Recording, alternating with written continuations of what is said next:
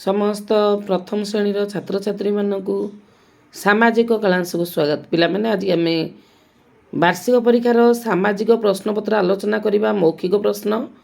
जी चाष काम करती ताकू कौन कहती? चाषी। माटीहांडी किए गढ़े? माटीहांडी कुंभार गढ़े। सिख मानकर उपासना पीठर नाम कौन ना गुरुद्वार। केउं पर्व रे रंग खेला जाए? होली। दुईटी काठ तैयारी जिनिसर नाम कौन? खट टेबुल जी जहाँ कहला। दुईटी धला फुलर नाम कौन? टगर मल्ली तराट रजनीगंधा। एमती जे सब जानिଛ ता भितर दुईटा कहब। दुईटी जातीय पर्वर नाम कौन? जातीय पर्व पिलामाने उत्कल दिवस साधारणतंत्र दिवस स्वाधीनता दिवस ता भितर दुईटा कहले चलिबो। आमर जातीय पक्षीर नाम कौन? मयूर। घरे पालुथिबा दुईटी पक्षीर नाम कुह? कुकुड़ा बतक। हिंदू माने पूजा करिया पई केउंठिकी जाइथांती? मंदिर।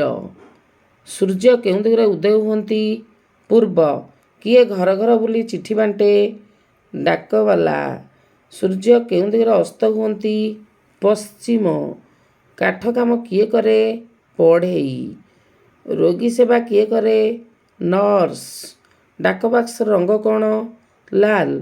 घरे पालुथिबा दुईटी पशुर नाम कौन? गाई कुकुर। किए आमको रोगर चिकित्सा पाई परामर्श दियंती? डाक्तर। मंदिर रे कौन करा जाए? पूजा। गाँ चारिपाखरे कौन थाए? चाष जमी। तुम भौणीकर बापा तुमर कौन हेबे? बापा। किए बड़ मनीष हेबा पई आमको उपदेश दियंती? बापा। तुम जन्मदिन रातिरे कहा पूजा करा जाए? तुम जन्मदिन जो दिन से दिन कहा पूजा करा जाए? ना सत्यनारायण पूजा करा जाए। बरसाती केउं ऋतुरे पिंधा जाए? वर्षा ऋतु। जीभ को कहा द्वारा छेला जाए? जीभ छेला। आमे विभिन्न रंग कहा द्वारा चिन्हि पारू? आखि द्वारा। केउं ऋतुरे स्वेटर पिंधिया को भल लागे? शीत ऋतु। जन्मदिन रे प्रथमे केउं देवी को पूजा करा जाए? षष्ठी देवी। दुईटी धला फुलर नाम कौन? दुईटी धला फुलला मल्ली टगर।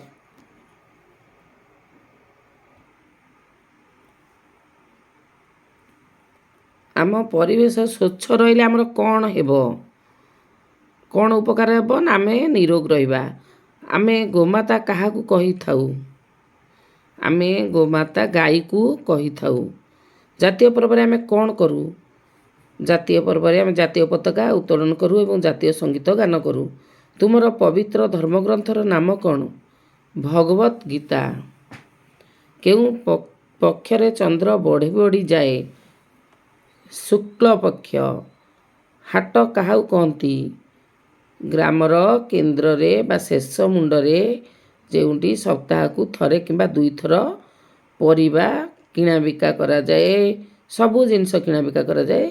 समस्त लोक जाइकी बसंती परिबा ठारू लगेई बासन कुसन चाउल पत्र माछ मांस सबु बिक्री हुए। हाट ग्रामर केन्द्र रे बसे किंबा ग्रामर शेष मुंडरे सप्ताह को दुई थर हाट हुए। केउं कोण को ऐशान्य कोण कहा जाए?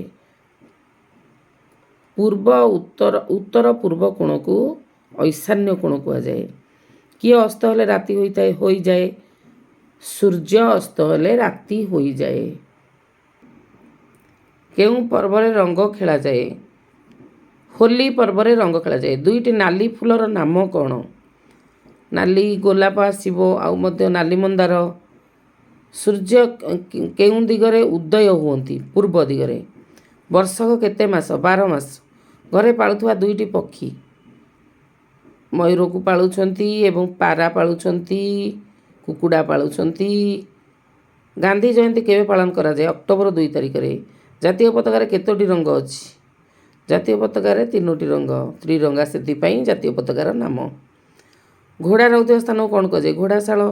ମୁସଲମାନ ମାନେ ପାଳନ କରୁଥିବା ଦୁଇଟି ପର୍ବ, ରମଜାନ ଗୋଟେ, ଇଦୁଲ ଫିତର, ଇଦୁଜୁହା, ଏସବୁକୁ ମୁସଲମାନ ମାନେ ପାଳନ କରନ୍ତି। ଦିନ ରାତି ମିଶି କେତେ ଘଣ୍ଟା? ଦିନ ରାତି ମିଶି 24 ଘଣ୍ଟା। ଦିନ ରାତି ମିଶି କ'ଣ ହୁଏ? ଏକ ଦିନ ହୁଏ। ଘରେ ପାଳୁଥିବା ଦୁଇଟି ପଶୁର ନାମ କ'ଣ? ଗାଈ, ଛେଳି, ମେଣ୍ଢା। ଡାକବାକ୍ସ ରଙ୍ଗ କିପରି? ଲାଲ। ହାଟ ସପ୍ତାହରେ କେତେ ଥର ବସେ? କେଉଁ ଜାଗାରେ ଥରେ କିମ୍ବା 2 ଥର? କେଉଁ ପର୍ବରେ ବାଣ ଫୁଟାଯାଏ? ବାଣ ଫୁଟାଯାଏ ଦୀପାବଳିରେ। ହୋଲିରେ ରଙ୍ଗ ଖେଳାଯାଏ, ଆଉ ଦୀପାବଳିରେ ବାଣ ଫୁଟାଯାଏ। ଗାନ୍ଧୀ ଜୟନ୍ତୀ କେବେ ପାଳନ କରାଯାଏ? ଅକ୍ଟୋବର ମାସ 2 ତାରିଖରେ। ହାଟରୁ ମିଳୁଥିବା ଦୁଇଟି ଜିନିଷର ନାମ? ପରିବା, ଚାଉଳ, ପରିବା। ଗାଈ ରହୁଥିବା ସ୍ଥାନକୁ କ'ଣ କୁହନ୍ତି? ଗୁହାଳ। କେଉଁ କେଉଁ ପକ୍ଷୀକୁ ଗୃହପାଳିତ ପକ୍ଷୀ କୁହାଯାଏ? ଯେଉଁ ପକ୍ଷୀକି ଆମେ ଘରେ ରଖି ପାଳୁ ତାକୁ ଗୃହପାଳିତ ପକ୍ଷୀ କୁହାଯାଏ, ଯେଉଁଟାକି ପାରା, ମୟୂର, କୁକୁଡ଼ା। କିଏ ଘରକୁ ଘର ଯାଇ ଚିଠି ବାଣ୍ଟେ? ଡାକବାଲା। ଟିଭି କେଉଁଠାରେ ମିଳିଥାଏ? ବଜାରରେ। ଯେକୌଣସି 4ଟି ଋତୁର ନାମ? ଗ୍ରୀଷ୍ମ, ବର୍ଷା, ଶରତ, ହେମନ୍ତ, ଶୀତ, ବସନ୍ତ। ଏ 6ଟାରେ ତୁମେ 4ଟା କହିବ। ହାଣ୍ଡି ମାଠିଆ କେଉଁଠାରେ ମିଳେ? ହାଣ୍ଡି ମାଠିଆ ହାଟରେ ମିଳେ। ବର୍ଷା ଋତୁରେ ବ୍ୟବହାର କରୁଥିବା 2ଟି ଜିନିଷ? ବର୍ଷାତି, ଛତା। ଗାଈ, ଗୋରୁ, ଛେଳି, ମେଣ୍ଢା କେଉଁଠାରେ କିଣିବାକୁ ଯାଇଥାଉ? ହାଟକୁ। ଆମ ଜାତୀୟ ପକ୍ଷୀର ନାମ କ'ଣ? ମୟୂର। ହିନ୍ଦୁମାନେ ଉପାସନା ପାଇଁ କେଉଁଠାକୁ ଯାଇଥାନ୍ତି? ମନ୍ଦିର। ଦକ୍ଷିଣ ପୂର୍ବ କୋଣକୁ କ'ଣ କୁହାଯାଏ? ଅଗ୍ନିକୋଣ। ଗ୍ରାମ ସଭାରେ କ'ଣ ସବୁ ହୁଏ? ଗ୍ରାମର ଭଲ ମନ୍ଦ ବୁଝାଯାଏ ଏବଂ ତା'ର ସୁବିଧା ଅସୁବିଧା ସମାଧାନ କରାଯାଏ। କେଉଁ ପକ୍ଷୀ ସକାଳ ହେବାର ସୂଚନା ଦିଏ? କାଉ, କୁକୁଡ଼ା, କୋଇଲି। ତୁମେ ଟେଲିଗ୍ରାମ କରିବାକୁ କେଉଁଠାକୁ ଯିବ? ଡାକଘର।